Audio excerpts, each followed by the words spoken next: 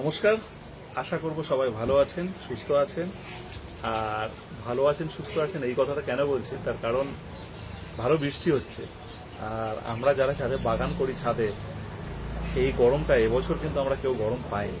যতটুকু হয়েছে অতটুকু প্রয়োজন ছিল, কিন্তু বর্ষা নেমে গেছে অনেক আগে থেকে, বা বৃষ্টি চলছে।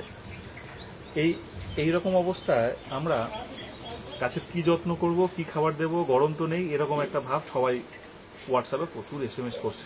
ভাবলাম চলো একটা ছোট্ট করে সবুজ বন্ধুদের হয়ে যাক একটা ছোট্ট ভিডিও। আর গাছ একদম চির সবুজ, ফলন খুব সুন্দরভাবে ফলনও হচ্ছে প্রত্যেকটা গাছে।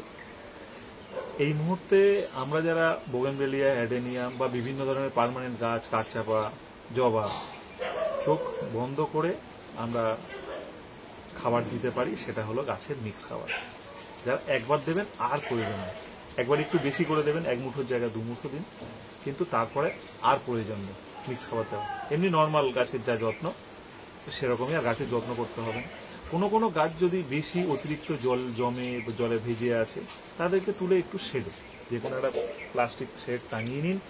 পার্মানেন্ট করতে হবে এমন কোনো মানে নেই, সেখানেই থাকলে এমনি ভালো থাকবে গাছ। আর একটু তাকে ফাঙ্গিসাইড ব্যবস্থা করবেন। ঘন ঘন বৃষ্টি হলে ঘন ঘন ফাঙ্গিসাইড চার্জ করতে হবে এমন কোনো মানে নেই, ঠিক আছে?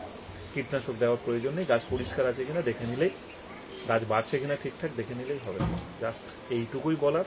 ভালো থাকুন সবাই, হাসি মুখে থাকতে হবে আর কি।